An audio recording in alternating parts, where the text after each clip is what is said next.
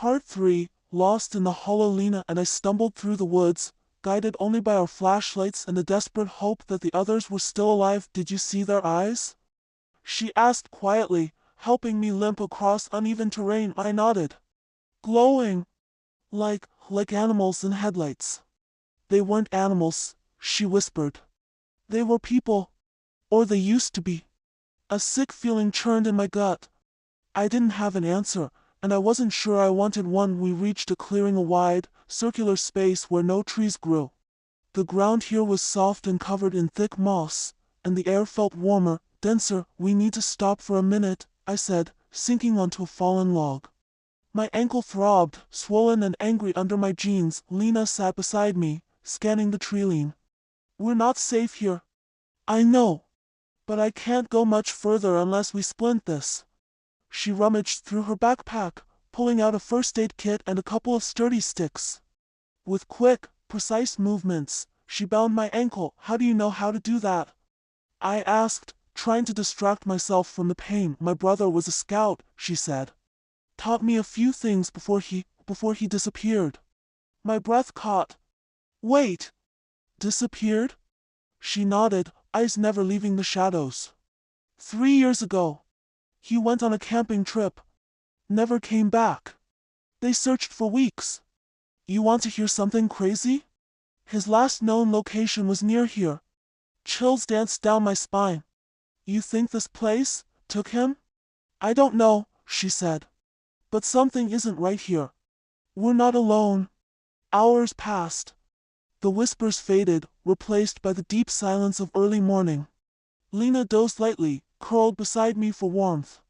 I fought sleep, afraid of what I might hear or see if I let my guard down. Sometime before dawn, a new sound reached my ears, footsteps.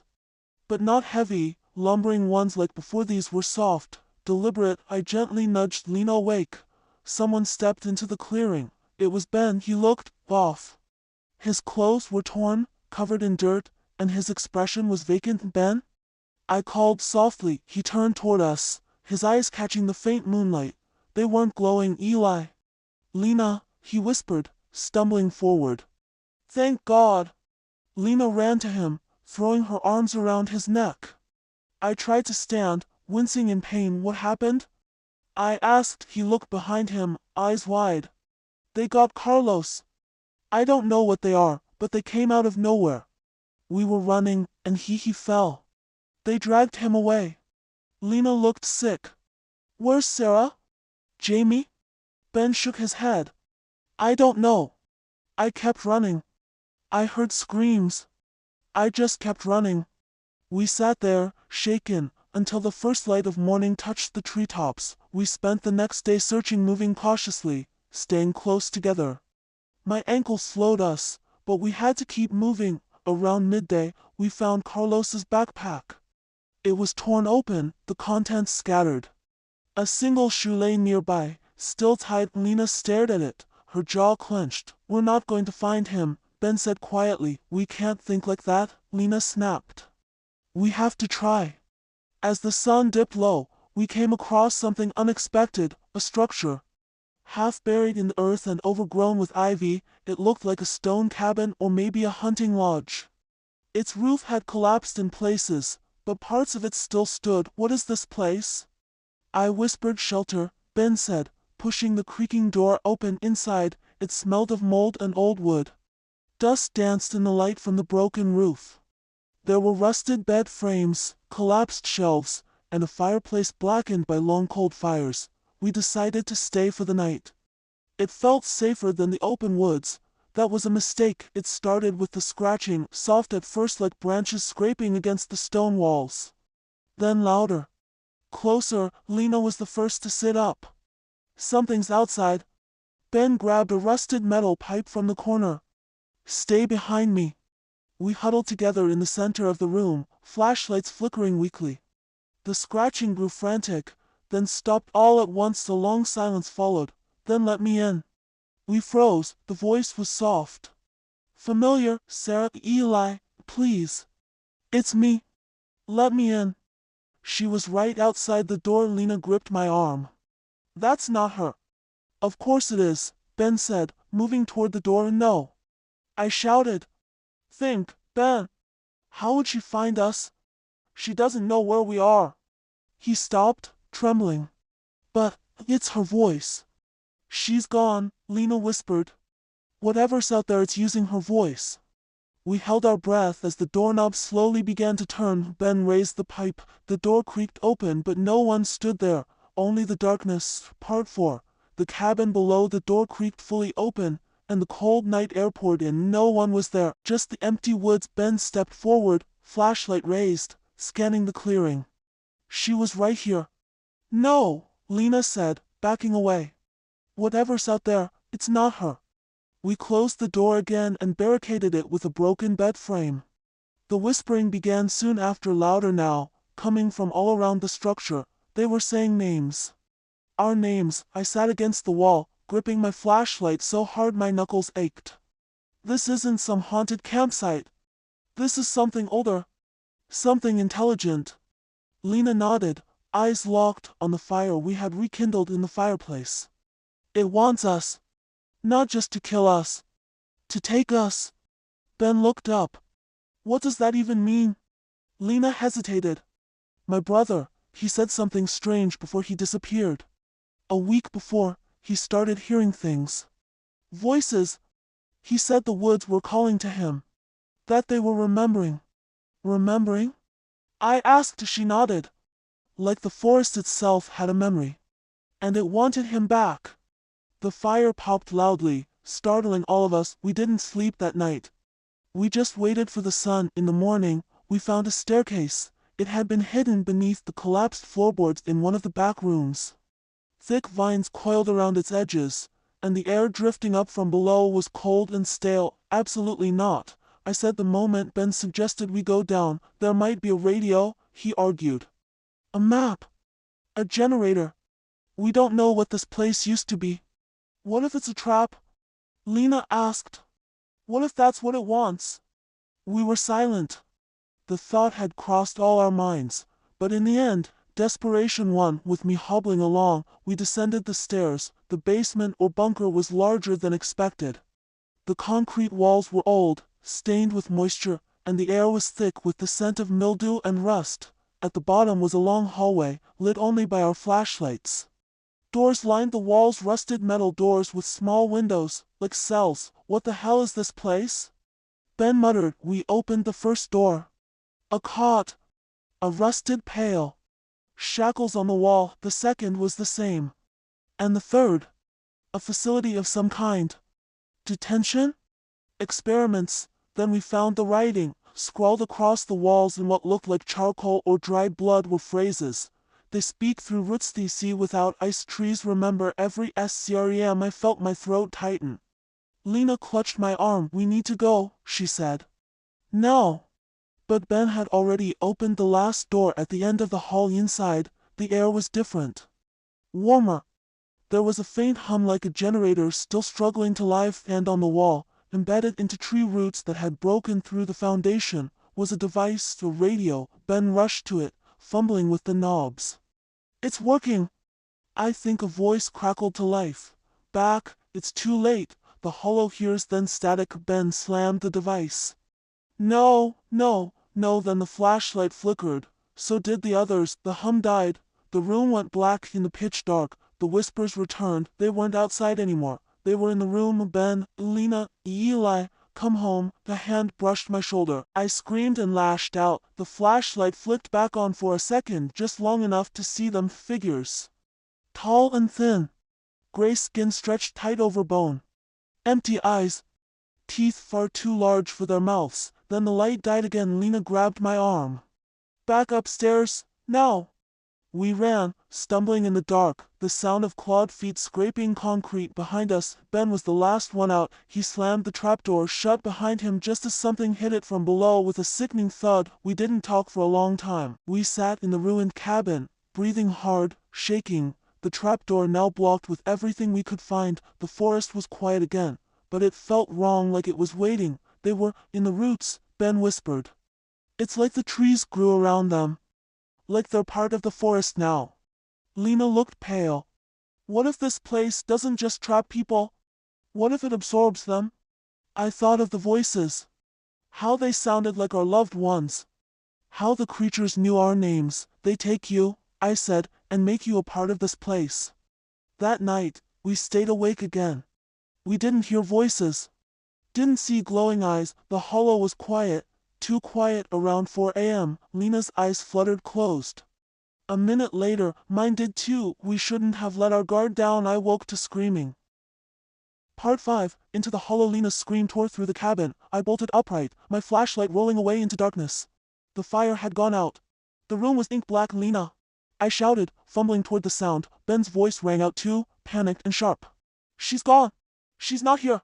I limped toward the busted doorway, calling her name again and again. A faint rustling came from the trees beyond the clearing, then a whisper, soft as breath. Eli, help me. It was her voice, or something using it. Ben grabbed my arm before I could take another step. No, that's not her. You know it. I hesitated. Another whisper came, desperate and broken. They're inside me. Please, it hurts. I tore away from him and ran. The forest swallowed me whole. Fog had crept in, thick and damp, curling around the trees like fingers. My flashlight flickered weakly as I pushed through brambles, every sound amplified in the stillness. Lena, I cried. Where are you? More voices answered. Some sounded like Lena, some like Sarah, some like people I'd never heard before, sobbing, pleading, laughing. They came from every direction. The trees began to change, taller, darker, wrong. Their bark was veined, pulsing faintly like flesh. A sickly sweet scent hung in the air. I kept moving, drawn forward by a low, almost magnetic hum beneath my feet. Then I saw her. Lena stood at the edge of a clearing, back turned. Her arms hung limply by her sides. Her head tilted slowly as I approached. Lena? I whispered. She didn't move. I stepped closer, heart pounding. We have to go. Please. She turned. Her eyes were gone. Hollow, weeping black sap. I saw the roots, she said, voice distorted. They go deeper than death. They drink us. They become us. I froze. Then she lunged. I don't remember running. I just remember falling, down a slope, through brambles, landing hard in a dark pool at the base of a gnarled tree. The water was cold, thick with algae and something slick that clung to my skin. I scrambled out, my ankle screaming in pain, and crawled toward a strange stone formation rising from the earth. It was a doorway, no walls. Just a freestanding arch covered in moss and carvings that looked like roots, mouths, and eyes. Something in my gut told me, this is the center. This is the hollow. Behind me, the forest moved. Twigs snapped. Breathing, I had two choices: wait for the thing that wore Lena's face, or step through. So I stepped through. On the other side, everything was wrong. The forest was twisted, the trees now bone white, branches curling like claws.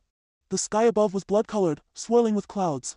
There was no sun, no wind, just endless whispers. Beneath my feet, the ground pulsed. The roots were everywhere, thick as tree trunks, coiling and slithering, pulsing in rhythm like a living heart. I wasn't in our world anymore. This was the hollow, a prison made of memory and forest and flesh. And in the distance, something massive was growing out of the ground, an enormous tree, blackened and dead, but still somehow alive. Its trunk was covered in faces. Some screamed. Some cried. Others just watched. I recognized one of them, Carlos. The closer I got, the more it hurt. My body burned, my mind fractured. I heard voices, everyone I'd ever lost. They begged, bargained, cursed. At the base of the massive tree, a hollow yawned open. A tunnel of roots, descending into darkness. I knew what I had to do: end it. Or never leave. Part 6. The mouth of the forest. The tunnel of roots was alive. They pulsed like veins, slick with sap that smelled like rot and rust. I stepped carefully, flashlight flickering, my ankle aching with every uneven step. Above me, the sky had vanished. Below me, the whispers had become a chorus. They weren't trying to lure me anymore. They were welcoming me. Eli, come home. The tunnel descended deeper than any cave should have. The temperature dropped. My breath came in clouds, despite the air being thick with humidity. I passed things embedded in the wall's bones. Faces. Remnants of others who had entered before me. Some still moved, some looked at me. I kept going. After what felt like an hour, the tunnel opened into a massive underground chamber. The ceiling stretched so high it was lost in darkness, and at the center grew the heart of the hollow, a root cluster the size of a house, throbbing with a deep red light, surrounded by ancient stone pillars covered in carvings of worship, and standing before it Ben. I stopped dead. He turned slowly, eyes glowing faintly. You made it. Ben, what are you doing? He smiled, calm. I understand now. It doesn't take us. We give ourselves to it. Willingly. What are you talking about? He walked closer. Lena tried to fight it. That's why she broke. But me? I listened. I saw. This place, it remembers everyone. Every pain. Every secret. And it offers peace. If we let go. You're not making sense. I'm saying we belong here, Eli. His voice twisted on that last word. Too deep. Too smooth. He wasn't Ben anymore. He lunged. I ducked, swung my flashlight with all my strength. It cracked against his temple, and he stumbled back, shrieking a sound not human. The light inside the root cluster flared from the walls. They came figures of bark and bone, hollow-eyed and grinning, the forest's children. The lost. They moved in unnatural ways, limbs bending wrong, fingers splitting into tendrils. I turned and ran, not back forward. Toward the heart, the closer I got, the louder the whispers became. They filled my head, pushing against my thoughts. Join us, join us. Memories flooded in, not mine, the people who died here. Decades of horror. Rituals. Sacrifices. Campers lured off trails. Families swallowed whole. The hollow fed on pain. On fear. It grew stronger with each story, each soul. And now it wanted me to be part of it, to remember forever. I reached the root cluster, panting, shaking. My flashlight flickered once more and died, but I had seen it, the core. Beating. Pulsing like a living heart, buried in roots. If I could destroy it, maybe, just maybe I could end this. I reached into my backpack. My hand found the old metal lighter Carlos had brought on the trip, engraved with his initials. I'd forgotten I even had it. I flicked it open. Flame bloomed to life, the roots hissed. The heart shuddered. I shoved the flame into a crack between roots into the core. For a second, nothing happened. Then everything did. The chamber screamed, light poured out in blinding waves as the root heart convulsed. The creatures shrieked, falling back. The faces on the walls howled in agony and rage. The ground split open. A great, deafening crack shot through the hollow like thunder. I was thrown backward, light swallowing my vision, and then I woke to sunlight, real sunlight. Birds chirped in the trees above. The air was fresh. Cool. I was lying in the clearing where our campsite had once been. It was gone. Tents. Fire pit. Packs. All of it, just me. No Lena. No Ben. No Carlos. No Sarah.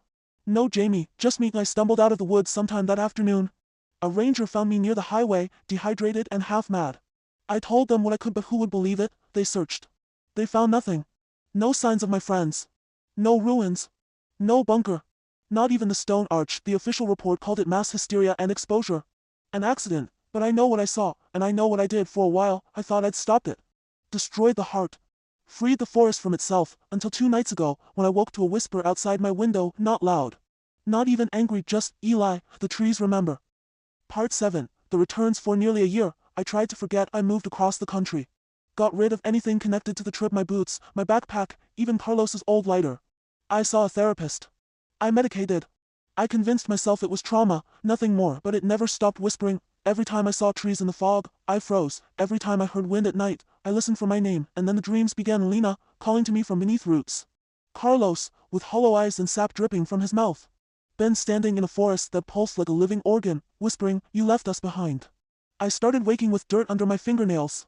Pine needles in my bed. The forest was calling me back. I didn't tell anyone when I packed up the car and drove 700 miles back to where it happened. I needed answers. I needed to see if it was really over, but mostly, I needed to know if they were still there. I arrived just after dusk. There was no sign of the old trail. No broken trees. No scorched ground where I destroyed the root heart, but the air, it remembered me thicker. Still. Too quiet. The forest knew I was back. I set up a small camp near where I remembered the cabin had once been. The land was overgrown, but familiar. My hands shook as I built a fire. That night, the dreams returned, but this time, I didn't wake alone. At the edge of the trees stood Lena. Her skin was pale. Her clothes torn. But her eyes were still hers. "Eli," she said, voice shaking. "You didn't save us." I stepped forward, stunned. "You're alive?" She flinched. "No. Not really." I froze. "I fought it," she said. "Longer than the others. But it got inside. Not just into my mind. My soul." Tears welled in her eyes. "It doesn't want death, Eli. It wants roots. Anchors. People to remember the pain. Forever." I stared at her, trying to understand. "You opened the door, Eli. You stepped into the hollow. Now it's growing. Spreading. Even beyond the forest. She reached for me. If you don't end it, it'll come for everyone." I woke at dawn. The fire had gone out, but where Lena had stood, there were footprints in the soil. I spent the day retracing my steps. Eventually, I found it again, the arch. Buried now in vines and moss, but still humming faintly with a low vibration that made my teeth hurt. It had rebuilt itself. Whatever I destroyed, it wasn't the true core. There was something deeper. One last descent. That night, I passed through the arch again. The other side was different than before, colder, more aware. The trees moved when I wasn't looking. Faces blinked open in the bark. The ground breathed, and overhead, the blood-colored sky churned with storm clouds shaped like eyes. I moved fast, following instinct, memory, and the whispers that seemed to guide me. Eventually, I reached a canyon of roots. In its center, a new tree. Towering. Grotesque. Built from bodies, thousands of them, all whispering. All remembering. I stepped forward and Ben stepped out from the base of the tree. He smiled. His skin was splitting, bark peeling back from muscle. "You came back," he said. "I'm ending it." I told him. He tilted his head. You can't end memory. That's the beauty. Even pain, especially pain, lives forever. Maybe, I said, pulling the gas can from my bag. But it doesn't have to live here. He rushed me, I lit the match, the flames hit the tree and screamed, not the fire, the tree. It wailed like 1,000 mouths opened at once, the forest cracked. Shook. The roots recoiled, Ben shrieked, his form writhing, melting, splitting into splinters of bark and bone. I stumbled back, throwing the last of the gas onto the base, the tree ignited, and above, the storm screamed. I don't remember how I got out. I woke on a roadside 2 days later, covered in ash and sap and blood. A passing trucker called for help, they said I was raving. Delirious. But I know what I did. I didn't destroy the hollow, but I cut its heart out. Now, the whispers are gone, mostly, but sometimes, in dreams, I see Lena smiling, I hear Ben laughing in the trees, and I know one truth, the forest never forgets.